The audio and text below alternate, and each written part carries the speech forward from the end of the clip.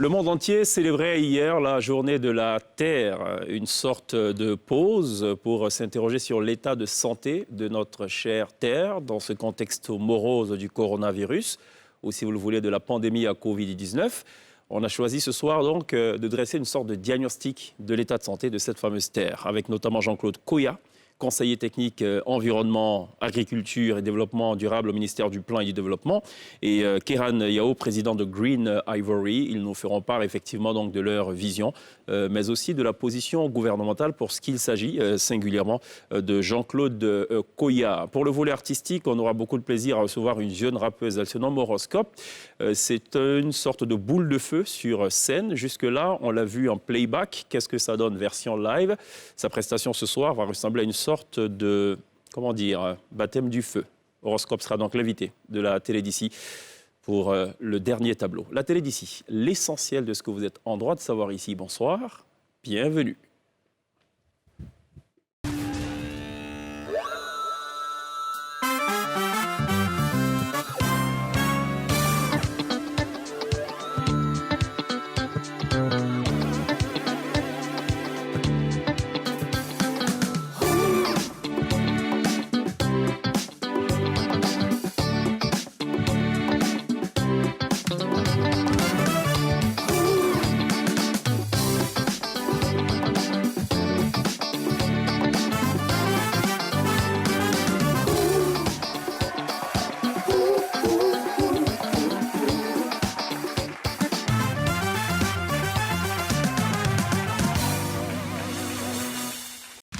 Vous faites toujours très bien de nous rejoindre dans la télé d'ici tous les soirs sur NCI, la nouvelle chaîne ivoirienne. Ce soir, on a choisi de dédier entièrement cette émission à la Terre. Et je peux vous le dire, le jeu en vaut largement la chandelle.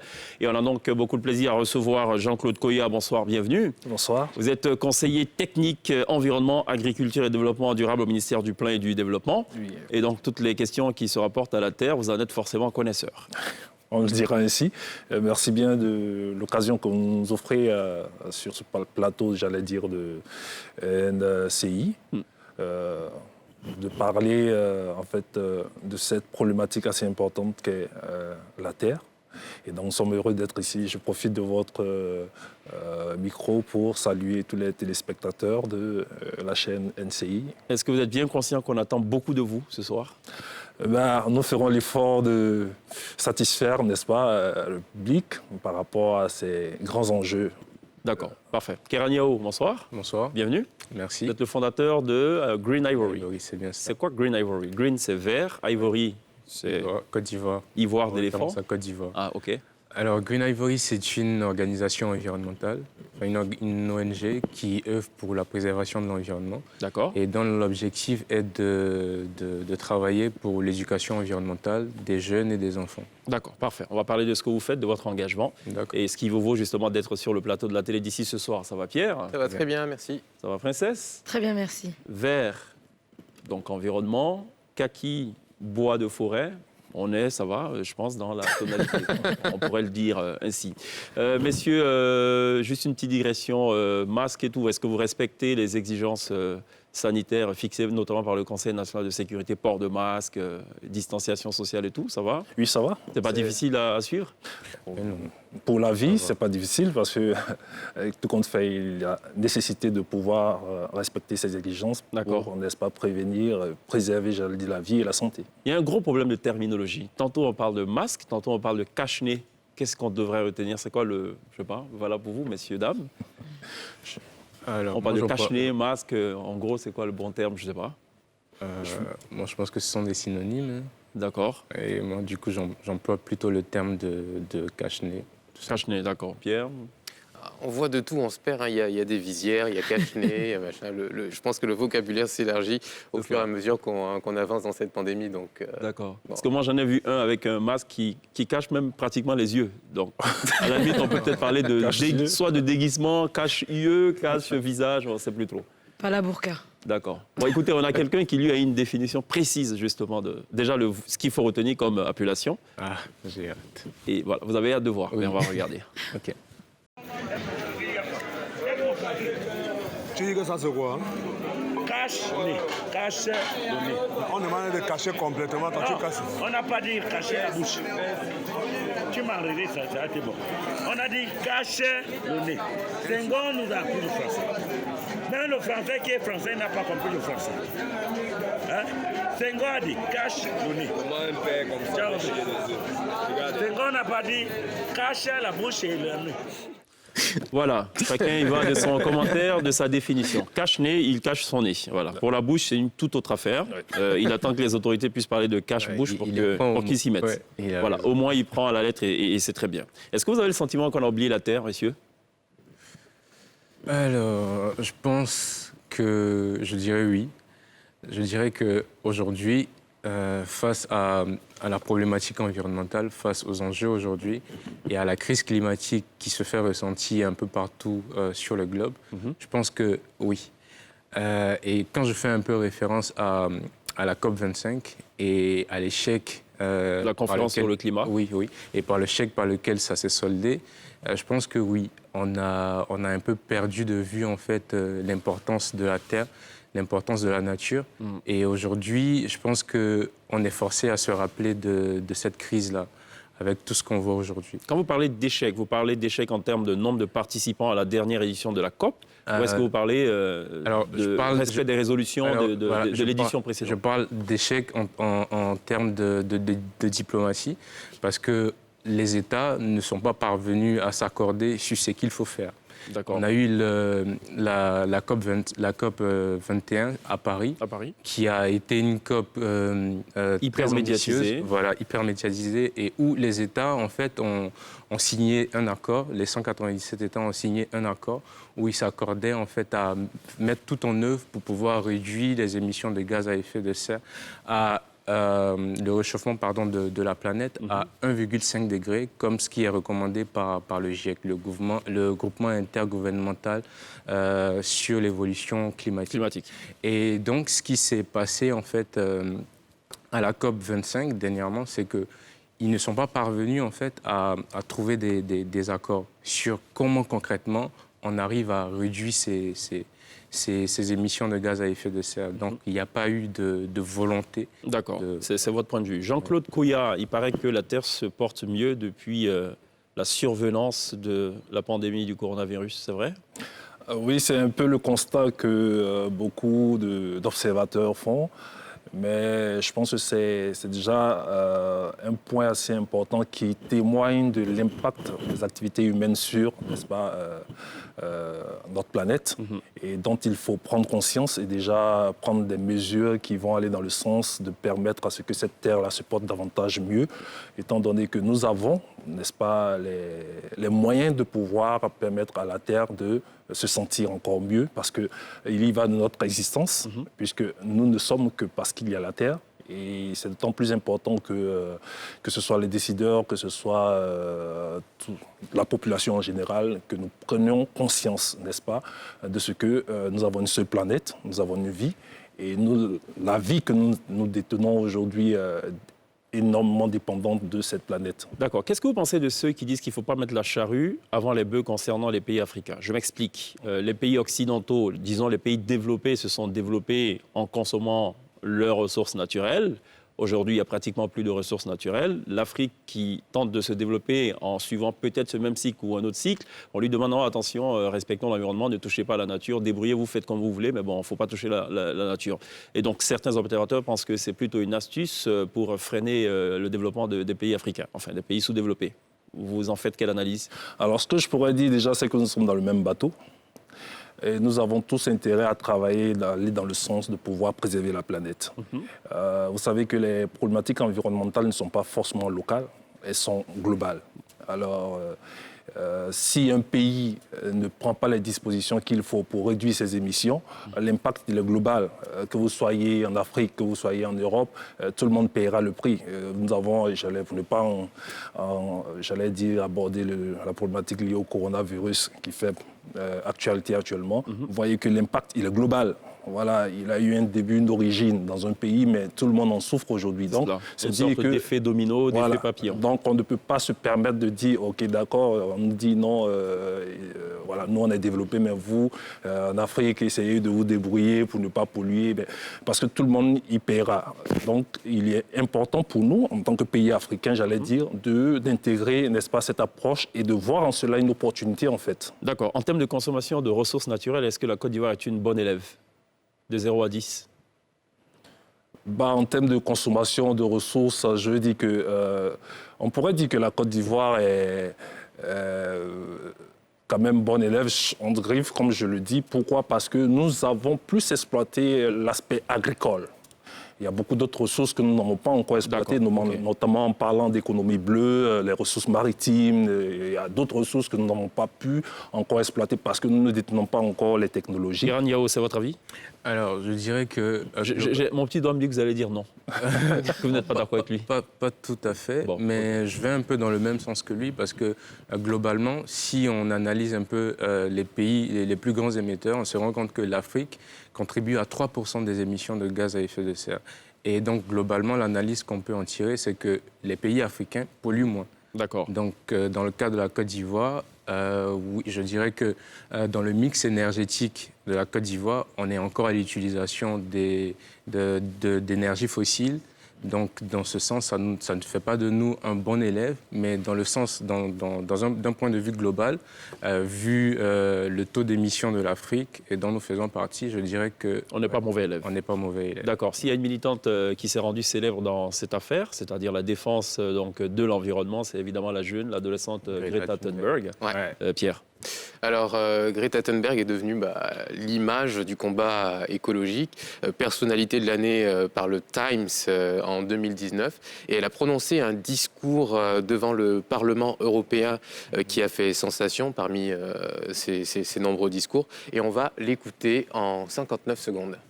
When your children set off the fire alarm, you went outside, took a look and smelled the air. You stated that, yes, the house is actually burning. This was no false alarm.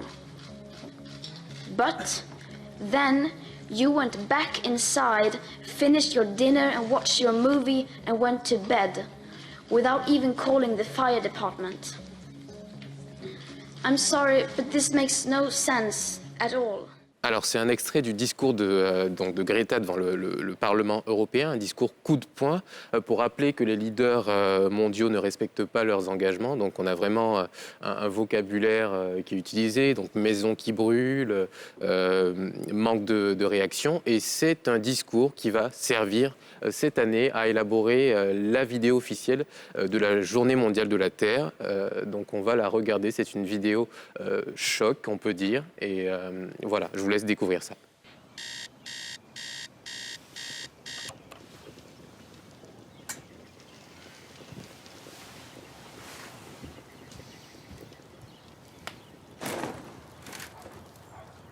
Wake up, honey.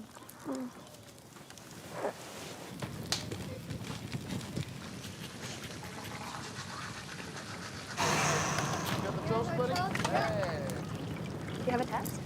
Tomorrow, yeah. I've got to stay at the office till about 6:30 tonight. No, they'll swim for us.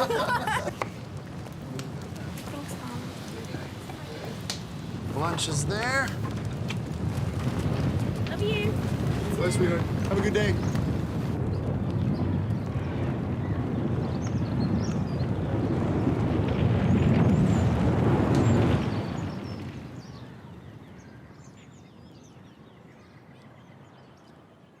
Notre maison est en feu, réagissons. Est-ce que vous faites la même analyse? Est-ce que finalement on ne prend pas conscience de ce problème et on se dirige vers une mort certaine comme le montre cette vidéo qui est quand même assez dure, il faut dire? Alors pour moi, je pense, je suis tout à fait d'accord avec cette vidéo. Pour moi, c'est une très belle métaphore qui traduit la réalité d'aujourd'hui. On a les scientifiques qui ont fait des rapports, notamment le GIEC, qui a fait des rapports qui sont très choquants sur l'état de la planète. Et aujourd'hui, on voit que nos émissions de gaz à effet de serre sont telles que d'ici 2100, d'ici la fin de ce siècle, on aura une hausse de la température à environ 5 degrés. Et ça, c'est le scénario du pire, où on aura des bouleversements pas possibles, où on sera amené à survivre sur la Terre. Et on a également le scénario des 2 degrés, qui implique que la Terre prenne un tournant écologique, donc un tournant green. Et on a ce constat-là. Et face à cela, tout cela a été soumis aux dirigeants lors des différentes COP. Et face à cela, on se rend compte qu'on a encore du mal à trouver des accords, on a encore du mal à trouver des résolutions pour passer à l'action. Et moi, je pense que cette vidéo est carrément le reflet de la réalité. Oui, moi je pense que c'est une belle illustration. Il faut dire qu'en fait,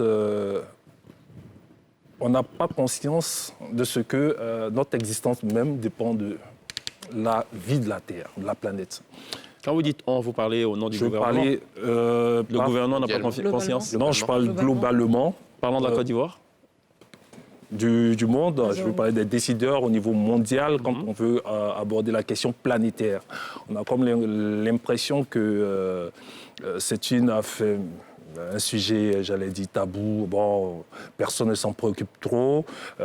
Beaucoup de pays sont focus sur l'économie, tout ou rien. C'est-à-dire il faut aller à l'économie ou rien. Or, il n'y a d'économie que... tous les plis. Voilà, il n'y a d'économie que de ressources. Si vous n'avez pas de ressources, les ressources sur lesquelles s'appuie votre économie, vous ne pourrez pas à un moment donné avoir, j'allais dire, une croissance économique souhaitée. Parce que toute notre économie actuellement dans son développement au niveau international, je veux dire, est focus sur l'exploitation des ressources. Revenons à la Côte d'Ivoire. La Côte d'Ivoire est un pays donc en croissance. C'est quand même 8%, 8, 7, 5% de croissance moyenne depuis une dizaine d'années maintenant. Est-ce que l'économie verte est sur les tablettes du gouvernement? Si oui, qu'est-ce qui est prévu ou qu'est-ce qui est fait? Si ce n'est pas le cas, qu'est-ce qui est fait? Alors l'économie verte est une préoccupation du gouvernement parce que le ministère en charge de l'environnement déjà développe énormément d'initiatives qui vont dans le sens de l'économie verte. Alors en parler d'économie verte, c'est dire qu'il faut mettre en place des mécanismes qui permettent de développer... Sont-ils en place ces mécanismes? Déjà les cadres existent. Des cadres existent, des projets pilotes sont en cours, sont développés par des ministères qui portent déjà ces initiatives. Et aussi, je pense que la Côte d'Ivoire est pleinement engagée dans le processus climat, puisque la Côte d'Ivoire a fait sortir, j'allais dire, son NDC, qui donc issu de l'accord de Paris où chaque pays a démontré que voilà, c'est sa contribution par rapport à la réduction des émissions de gaz à effet de serre. Oui, vous dites que le mécanisme en cours d'élaboration, on est sur quelle échéance? Sur quelle échéance? Je veux dire que c'est... En fait, on devrait pouvoir voir les premiers projets sortir de terre. Il y a... Joli jeu de mots.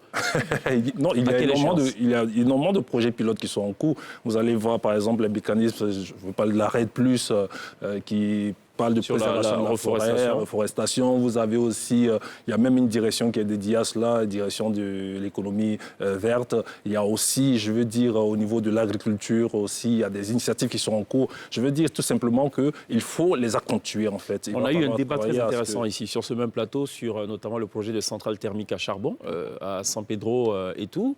Ça vous gêne, ce projet, ou pas? C'est un projet qui est certainement émetteur de gaz à effet de serre parce que c'est un projet qui va à l'encontre de la volonté, j'allais dire, internationale en termes de réduction des émissions de gaz à effet de serre et surtout d'adoption de technologies propres. Cependant, je pense que le ministère qui est en charge de ce projet a certainement les garanties qu'il faut pour pouvoir effectivement implémenter ce projet en veillant à ce que... On va parler de charbon propre. Vous tiquez un peu, Pierre Niao. Pourquoi? Pour moi, aujourd'hui, avec la crise actuelle, on ne peut pas se permettre en fait, de continuer dans la production d'énergie fossile. Pour moi, il faut amorcer le tournant écologique, il faut amorcer les énergies renouvelables. Et là, un projet qui consiste à exploiter des mines à charbon, moi, je ne le vois pas d'un très bon œil. D'accord. Voilà. On va parler tout à l'heure de la forêt, messieurs. Alors, pas vite en besogne. Vous avez parlé de RED+, reforestation, déforestation, on va y revenir. Princesse. Vous êtes à l'initiative de l'école verte. Comment vous êtes venue l'idée? Alors... Qu'est-ce que l'école verte, déjà? Qu'est-ce que l'école verte? Exactement. Okay. Alors, l'école verte, c'est un projet qui vise à inculquer des valeurs écologiques aux enfants, donc dans le but d'en faire des éco-citoyens qui seront capables de booster la transition écologique de notre pays. Donc c'est un projet qui se déroule dans les écoles primaires publiques de la Côte d'Ivoire. Et à travers ce projet-là, on met en place des clubs environnementaux dans les écoles primaires où les enfants reçoivent un programme sur l'environnement, sur comment protéger l'environnement, sur comment prendre soin de son environnement, et où on leur parle de tous les enjeux écologiques du moment. Et à côté de cela, on a des activités pratiques donc, qui permettent en fait de renforcer tout ce que les enfants apprennent théoriquement. C'est en partenariat avec l'Éducation nationale ou Alors pas? oui. Alors au départ, j'ai lancé l'initiative tout seul. Et par la suite, avec l'UNICEF, l'UNICEF m'a soutenu sur le projet. Et là, on a lancé le projet, enfin il a changé de dénomination. C'est devenu maintenant le projet École Amie des enfants. Donc il est en partenariat avec le ministère de l'Éducation nationale et le ministère des Eaux et Forêts. D'accord.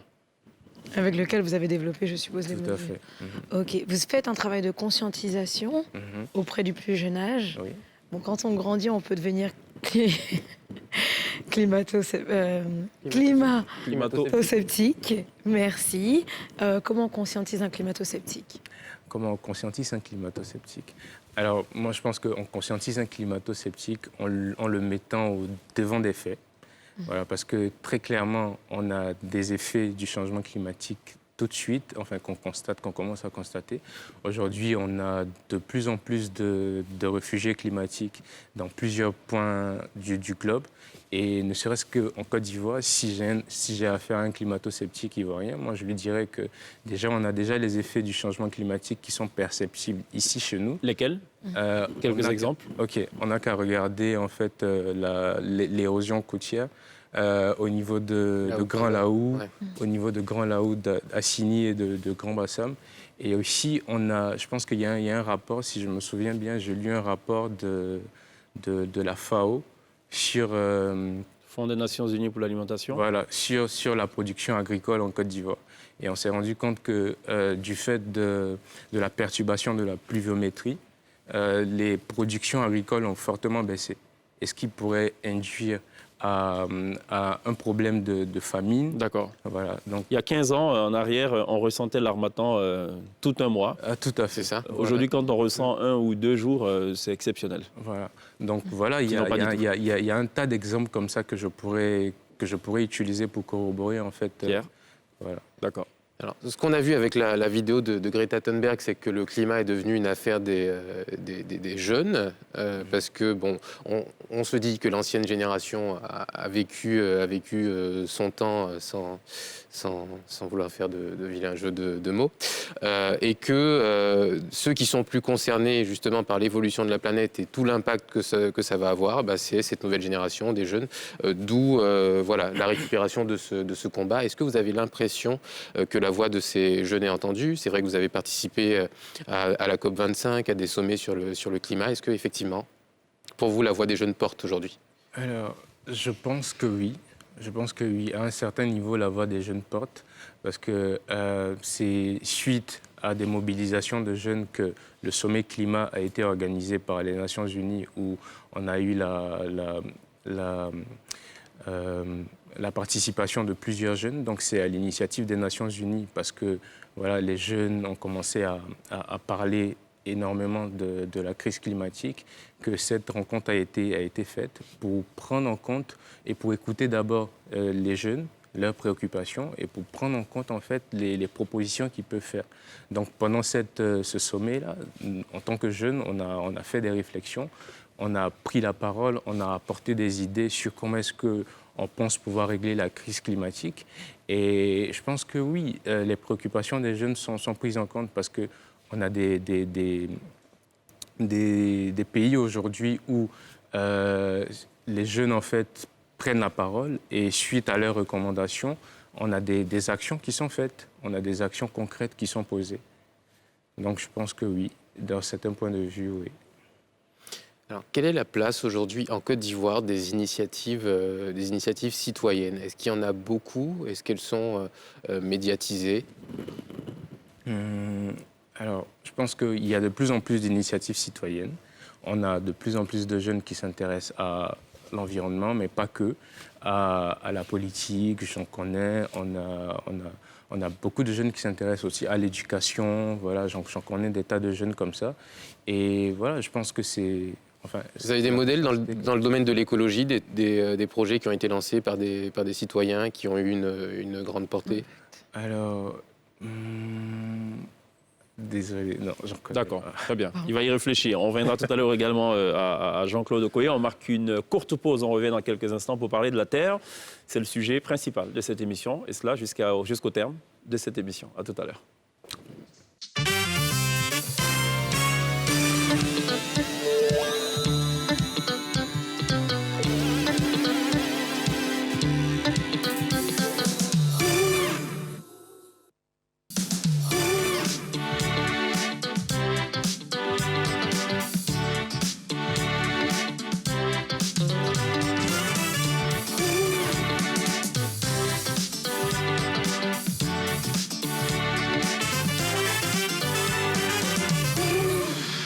Vous faites toujours très bien de nous rejoindre dans la télé d'ici sur NCI du lundi au vendredi. L'actu d'ici avant que de poursuivre nos échanges avec nos deux invités, Jean-Claude Okoye et Keran Yao.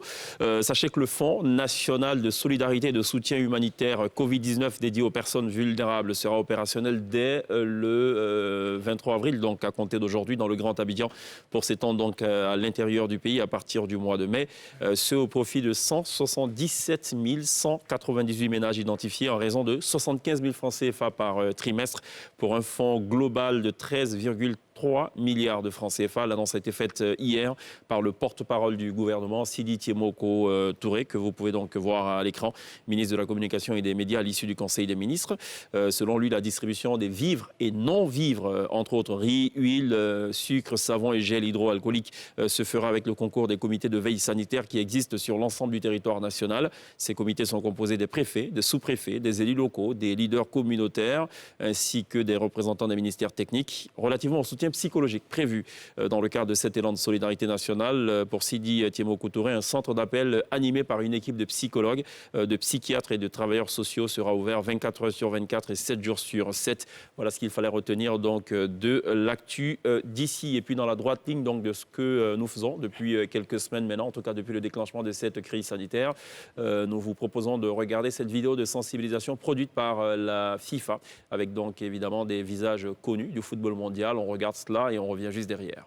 Encouragement de grands footballeurs, de visages connus donc à l'endroit du corps médical à travers le monde pour cette dévotion, j'ai failli dire, sinon ce dévouement dans le traitement, en tout cas dans la riposte au Covid-19. Messieurs, on parle de la Terre, on parlait d'initiatives citoyennes, Keran Yao, il y en a quelques-unes, vous disiez. Oui, je pourrais citer l'initiative des jeunes New Reporters.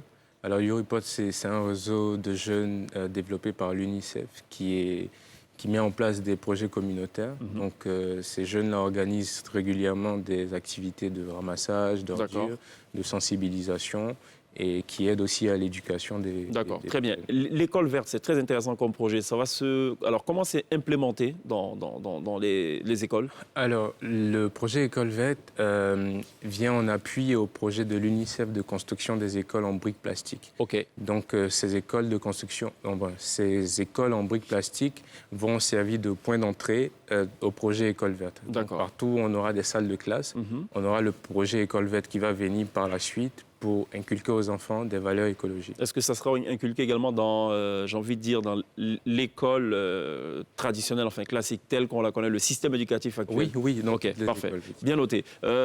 Jean-Claude, parlons de la forêt. Oui. Le couvert forestier ivoirien, je failli dire réduit comme peau de chagrin. Ouais, non, ne soyons pas extrémistes pour autant. Oui, mais c'est assez inquiétant. Oui. Beaucoup de projets ont été annoncés, projets de reforestation. On en est où? Alors, effectivement, nous devons comprendre que le couvert forestier, effectivement, au niveau de... Excusez-moi, au niveau de la Côte d'Ivoire, est vraiment impacté par l'activité humaine, étant donné qu'il y a une déforestation qui est assez visible. Je pense qu'à ce niveau, l'État de Côte d'Ivoire a pris quand même énormément d'initiatives qui vont vers la correction, j'allais dire, de cet état de fait, déjà à travers le code forestier, le nouveau code forestier, une nouvelle politique forestière qui a été aussi adoptée. Je pense qu'il y a beaucoup d'études qui sont en cours pour pouvoir, n'est-ce pas, et vous savez que pour pouvoir adresser ces questions, il va falloir faire un bon état des lieux, voir un peu quelles sont les investigations à mener, les projets qui vont aller avec, notamment la RED+, qui est déjà enclenchée avec le ministère de l'Environnement, parce que la RED+, est sous la tutelle du ministère de l'Environnement.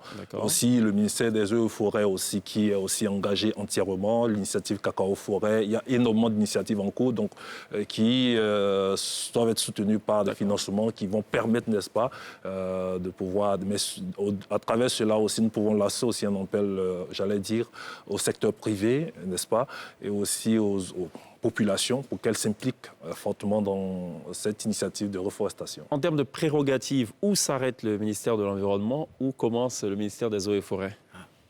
Alors, l'environnement, le ministère de l'Environnement...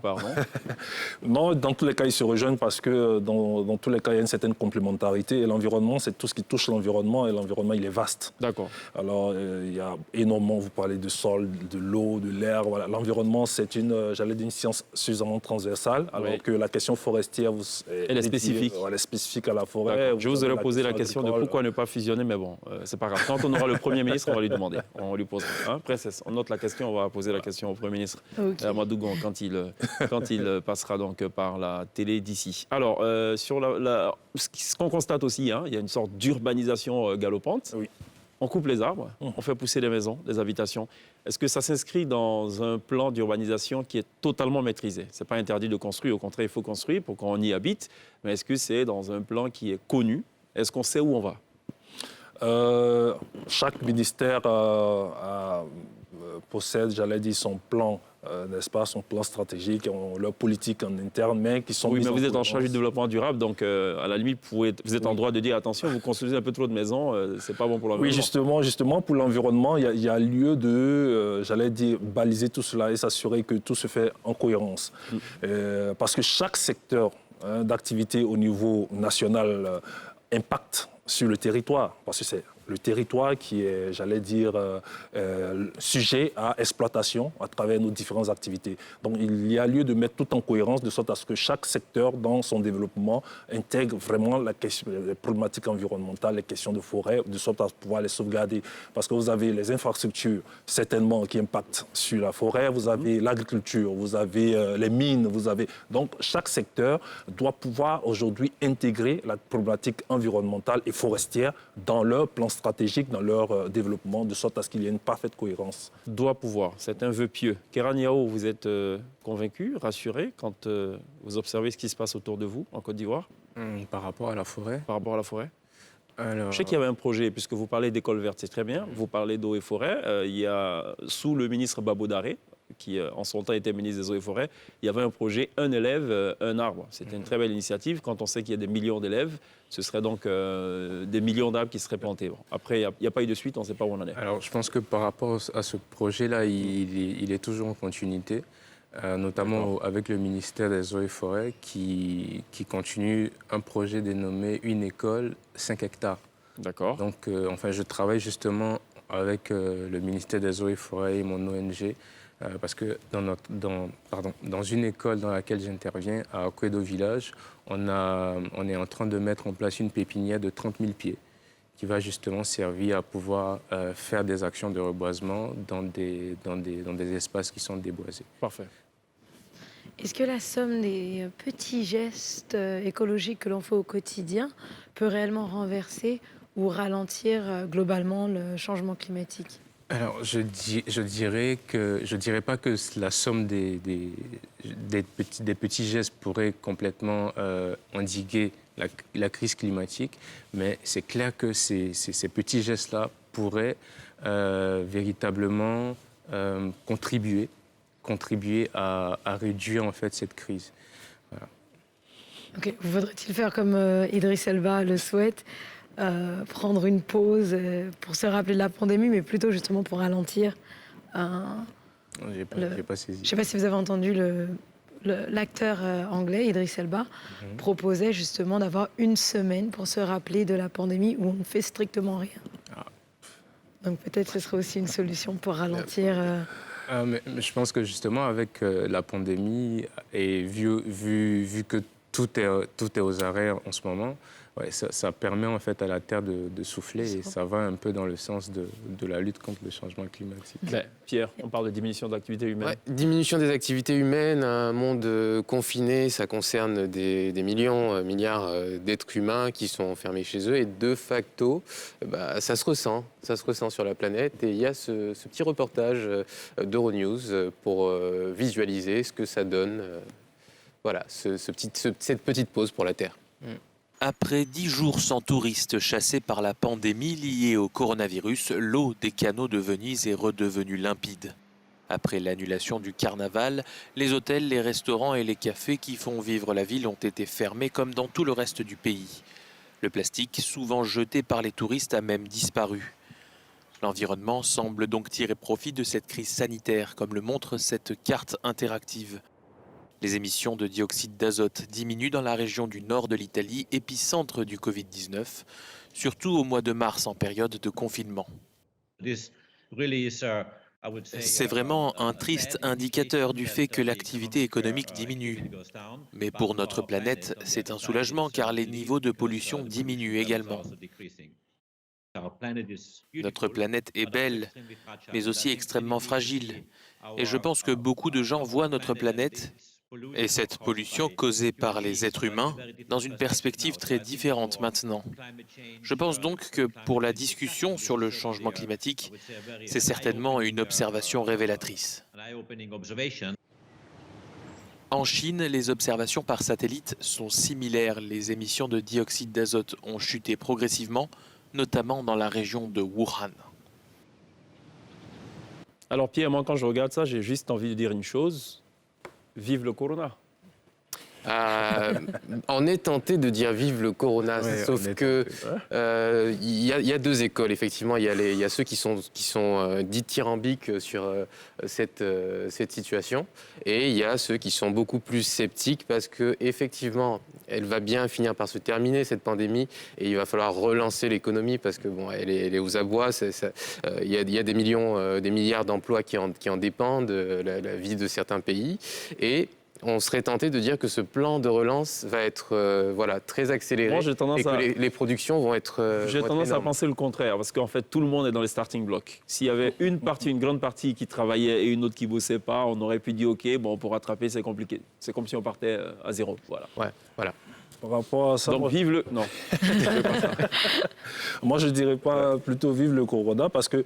Alors ce qu'il faut... Est-ce qu'il ne faut pas par moment, de façon périodique, peut-être tous les 5 ans, 10 ans, inventer une pandémie et puis comme ça tout le monde reste à la maison que la Terre c'est une belle solution. C'est une belle solution, mais voilà, Kéran, ton avis. Mais est-ce qu'elle est durable? Parce que là, je pense qu'il y a cette dimension... Non, mais c'est déjà pas mal. Je vous donne juste un exemple. Moi j'ai écouté un expert de l'environnement qui disait si on écoutait la nature, on comprendrait tout. Les musulmans jeûnent, les chrétiens jeûnent, parce qu'en fait, à un moment donné, on a besoin de se régénérer. La preuve, regardez les saisons dans les pays occidentaux. En période d'hiver, je crois, toutes les feuilles tombent, les arbres s'assèchent pour après se régénérer au printemps. Vous voyez un peu, donc... Ouais, c'est effectivement un fait, mais ce qu'il faut savoir, ce qui est très important, c'est pourquoi je parlais de durabilité. L'économie ne pourra pas s'arrêter. Il va falloir qu'on soit aussi réaliste. Coexister économie et écologie. Il y a un théoricien économiste hyper connu, Adam Smith, anglais, qui a inventé ce qu'on appelle la théorie de la main invisible, qui dit ne vous en faites pas. L'État-providence, c'est même pas la peine de vous immiscer dans le jeu économique. Les choses finissent par se réguler d'elles-mêmes. Donc, je ne suis pas si inquiet que ça. Bon. Oui, en fait, c'est de dire tout simplement que, l'épisode Corona, qui est déjà un épisode qui n'est pas très reluisant, nous fait savoir, nous fait prendre conscience de ce que, déjà, l'activité humaine impacte réellement sur la vie de la planète dont nous dépendons. Ce que nous devons aussi retenir, c'est que la question d'impact sur la planète a pour conséquence l'espérance de vie des populations. Et aujourd'hui, il va falloir réorienter l'économie dans sa manière de se développer. Ouais. Je pense que c'est de là qu'il faut... Le vrai problème se trouve là. Nos économies sont basées sur des entreprises, des multinationales qui n'intègrent pas forcément les problématiques, les enjeux environnementaux. Donc, du coup, vous voyez, celui qui décide d'exploiter les mines, il émet des polluants partout sans tenir compte du fait que ces polluants pourraient impacter sur la vie, sur la santé et autres. Et même nous parlons de coronavirus aujourd'hui, cela fait partie des risques biologiques. Tantôt on dit c'est d'un animal, il a pu atteindre un homme. De l'autre côté, on dit ça a été manipulé en laboratoire. On voyait que le risque est là. Et là, c'est un seul volet des risques potentiels qui pourraient, n'est-ce pas, impacter fortement l'économie mondiale et que nous sommes en train d'observer. Donc ici, la réalité serait de s'asseoir et réfléchir au mode de développement économique, je l'ai dit, en tenant compte donc de l'environnement, qui soit respectueux et que nous ayons une économie qui est favorable à la vie de la planète. C'est cela. Je partage. Je vais dans le même sens que... Allez-y, mais tant que ça dure 1 minute, c'est bon. Je vais dans le même sens que M. Koya. C'est clair que c'est vraiment un signal de la nature, cette pandémie, et il faut en tirer des leçons, moi je le pense.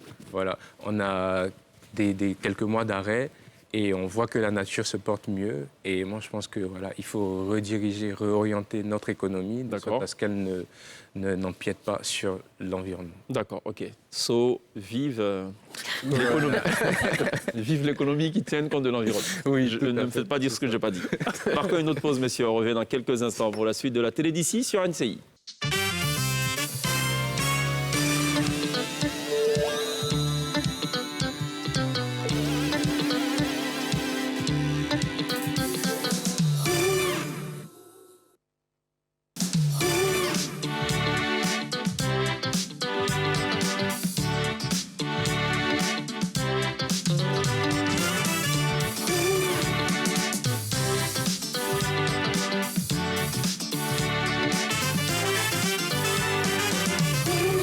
Télévivez la Côte d'Ivoire tous les soirs sur NCI, la première chaîne de télévision privée de Côte d'Ivoire. Du lundi au vendredi, nous abordons des questions qui vous intéressent forcément. Et au premier chef, des questions qui devraient vous intéresser, c'est la Terre. Puisque s'il n'y a pas de Terre, il ne devrait logiquement pas avoir d'humanité, je pense. La Terre a précédé l'humanité. Ce n'est pas l'inverse. Ce n'est pas l'histoire de la poule et de l'œuf. On est bien d'accord. Pierre. Alors on profite d'avoir des défenseurs du climat, parce que c'est l'affaire de tous. Quelles sont peut-être les idées vertes qu'on pourrait appliquer au quotidien, chez tout un chacun, pour aider justement à rétablir l'équilibre de la planète? Alors, je pense, première chose à faire, c'est de réduire sa consommation d'énergie, donc de faire des économies d'énergie, en faisant simplement des actions comme... prendre l'habitude de débrancher ses appareils avant d'aller se coucher, ou prendre l'habitude d'éteindre les lumières ou d'utiliser la lumière naturelle dans la maison. Donc vraiment des gestes... Alors c'est très intéressant ce que vous dites, parce qu'on a tendance à dire, de toute façon le courant là c'est pour la CIE. En fait, on oublie juste que la CIE va chercher l'électricité, enfin l'énergie quelque part, et que s'il n'y a pas d'énergie, ce n'est pas la CIE qui en fait en gros produit l'énergie.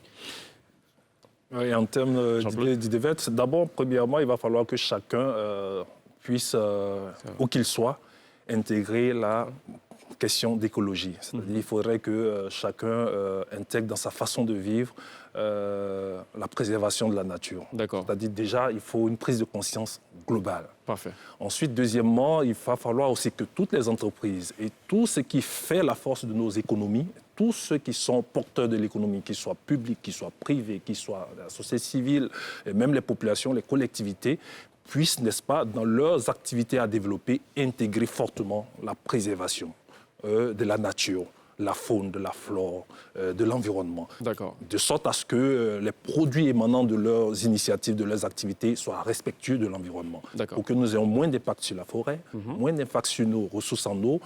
Les activités, avant de les poser, il faut se dire, est-ce que l'activité que nous allons mener aura un impact négatif sur la forêt, sur l'eau et ainsi de suite. Déjà, avec cette question, je pense que derrière, ça va faire appel à l'innovation.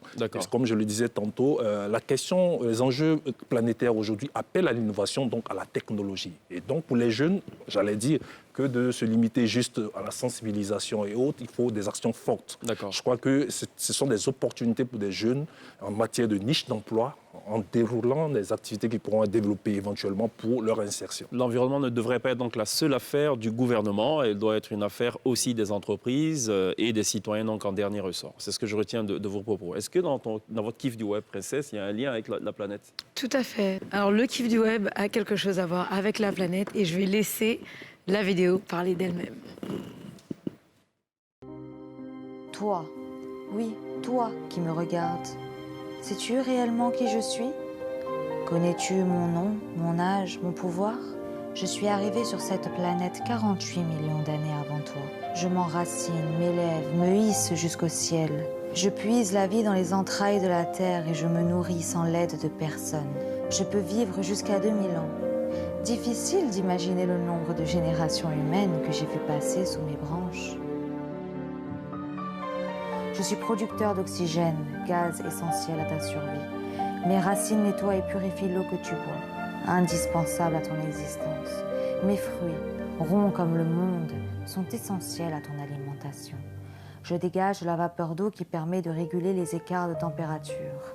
Mes racines ancrées dans la terre luttent contre l'érosion du sol où tu te tiens.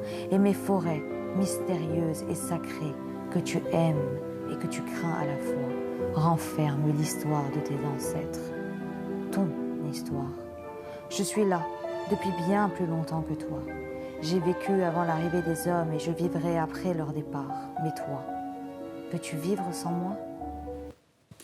Peux-tu vivre sans moi? En tout cas, c'est un beau kiff. Merci, Princesse, pour cette trouvaille qui colle admirablement avec la thématique liée donc à la Terre qu'on aborde depuis le début de cette émission. On marque une pause. Juste derrière, ce sera le dernier virage de la télé d'ici. On sera rejoint sur la scène de la télé d'ici par la jeune rappeuse Horoscope. À tout à l'heure.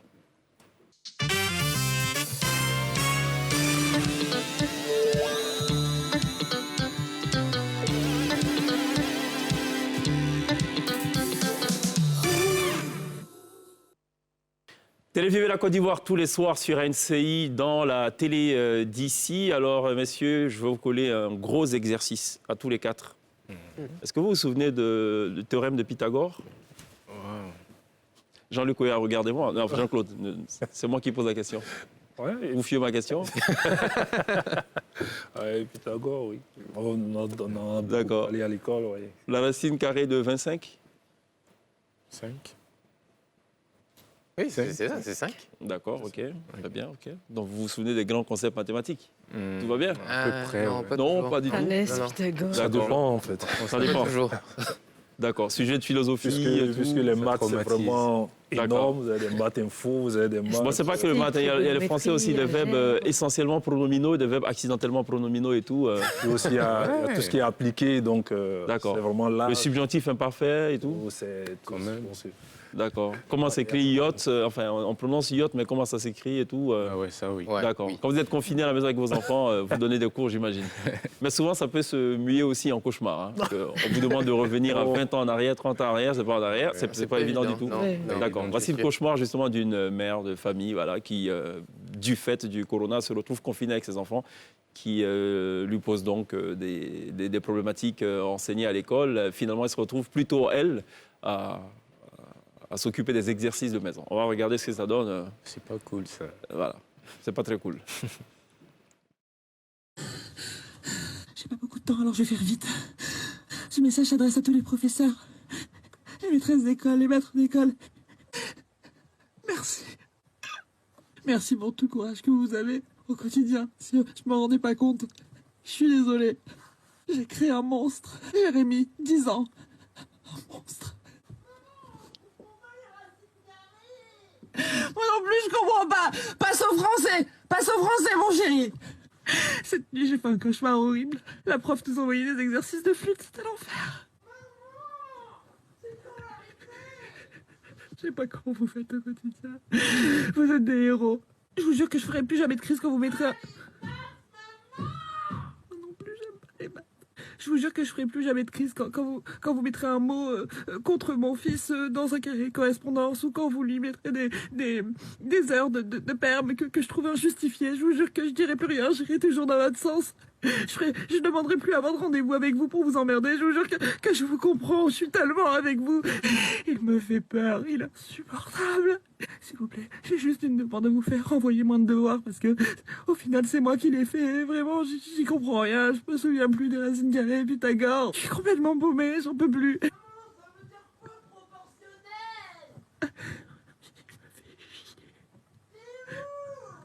Il me reste plus beaucoup de temps. On s'en fout si le 3e trimestre il est foiré, c'est pas grave. Il fera autre chose de sa vie. Je voulais qu'il soit avocat ou comptable, mais écoutez, laissez tomber. Il sera jongleur. C'est très bien le jonglage, c'est joli. Les gens ont besoin de se divertir. Je vous en prie, envoyez-moi de devoirs parce que je crois que je vais crever. Il va me trouver. C'est un véritable cauchemar. Mais comment vous faites quand vous avez des classes de 30 élèves? Je vois pas. J'ai créé un monstre. Réouvrez les écoles, c'est pas grave, foutez-les tous à l'intérieur. Je crois qu'il arrive.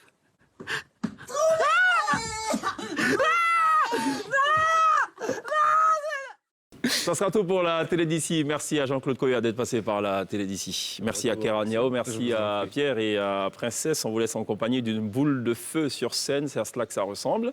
Elle est sulfureuse, elle est, insaisissable sur scène. Elle a été révélée il y a quelques années de cela grâce à son single Easy, qu'elle nous reprend d'ailleurs ce soir sur la scène de la télé d'ici. Notre hit d'ailleurs qui est à son actif, c'est Pléantin. Et donc elle a choisi ce soir sur la scène de la télé d'ici de nous rejouer ces 2 titres. Je l'ai déjà vu personnellement maintes fois en version playback. Ce sera pour ma part la première fois de la voir sur une scène live. Est-ce que le jeu en vaut la chandelle? Est-ce qu'elle tiendra toutes ses promesses? Je ne saurais vous en dire. On le découvre maintenant dans quelques secondes seulement. On se retrouve demain. D'ici là, take care. Horoscope right now sur la scène de la télé d'ici.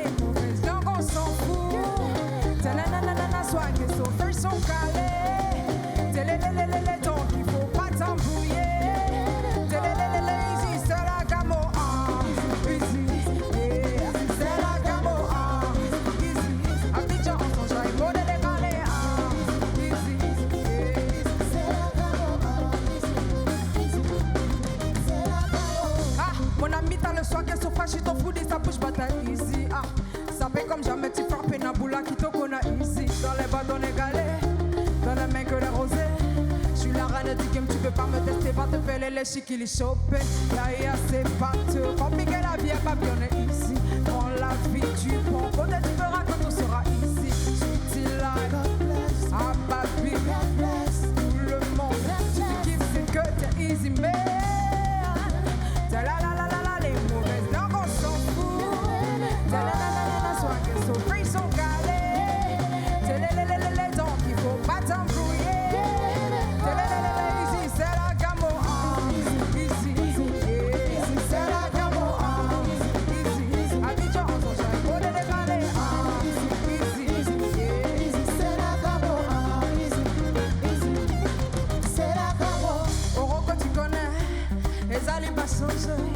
Pas besoin de parler, branche ton casque et kiffe le easy. Le KGS boss, c'est toi le number one de la Zapa. Les billets violets, normal tu comprends qu'on est blindé. Pourquoi tu parles même? Et c'est les rageux derrière. À Baby le easy, ça parle seulement. Musique inavancée, ma baby va danser. Dans mes bowling j'ai chanté ma easy. Maman lady, y'a vie en mode easy. So I'm crazy, let me dance. Ta la les mauvaises langues on s'en fout. Ta la soit que son face sont calés. Les dents qu'il faut pas t'embrouiller. Ta la ici c'est la camo easy, yeah. C'est la camo easy. Abidjan entend j'ai monnaie décalée easy, yeah. C'est la camo easy, yeah. C'est la camo et t'as dansé. Viens vite bouger. Les alibans a changé. Easy, pretty now. Elle va danser. Easy, crazy, Les alibans a changé.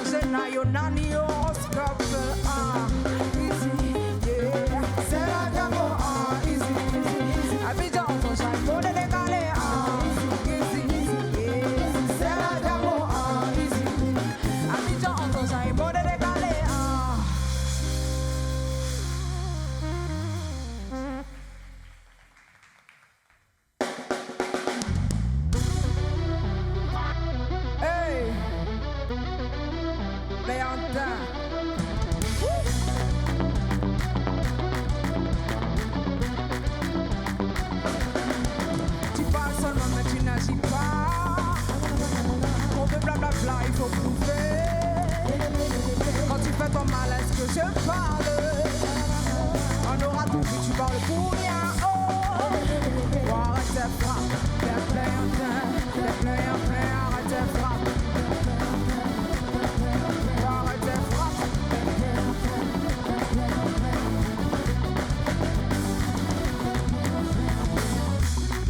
Nous dans les quartiers en train de raconter des bourbas de malades. Il enchaîne des promesses, ma chérie, passe son temps avant de du rêve. On l'appelle le mytho, mais il s'en fout. Lui, tout ce qu'il veut, c'est un buzz de fou. Ah, il t'a promis du bif, crois-moi, mon frère, tu le verras plus jamais. Ah, cher ami, le mat qui roule en Ferrari, il se lâche comme un Qatari, moteur comme Lyon, la plat ici. Aïe, maintenant, quand tu ouvres la bouche, personne ne t'écoute. T'as trop mal avec tes belles paroles, maintenant, faut que tu prouves. T'es plein, arrête tes frappes. T'es plein, arrête tes frappes.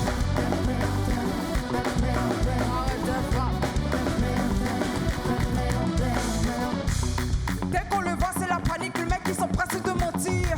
Il enchaîne, les s'appelle le malin, pourtant les habits sont même pas à lui. On attend de voir ta Ferrari que tu as promis de nous montrer. Tu dis que ta main pleure le mousson, pourtant c'est tout ce que t'es puissant. Mon ami, arrête tes frappes là. Au pays de toi, on était bas. Tu fais ça, on ne va pas. Les nègres te guettent. Et nous aussi sont déchaînés. Tu fais le boss, mais t'es piqué par tes paroles. Tu peux jamais extra-chambrer. T'es plein, arrête tes frappes. T'es plein, arrête tes frappes. T'es plein, arrête tes frappes. Yeah, ça gratte que. Yeah, lélé. Yeah, ça gratte que. Yeah, lélé. Versace, le bif pour mon vilain négro, on va rien laisser. On parle, ça raconte les bobas, au final tout ça c'est pour faire du blé. On va rien laisser, négro, on va faire du blé. On va rien laisser, on va faire du blé. Horoscope baby, toujours la joie de vivre.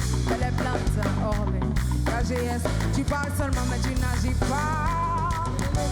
Oh de blablabla, il faut prouver. Quand tu fais ton mal, est-ce que je parle? On aura tout vu, tu parles pour rien. Oh, arrête tes frappes. T'es plein, arrête tes frappes. T'es plein, arrête tes frappes. T'es plein, arrête tes frappes. T'es plein, hey, yeah, ça gratte, yeah, ça gratte,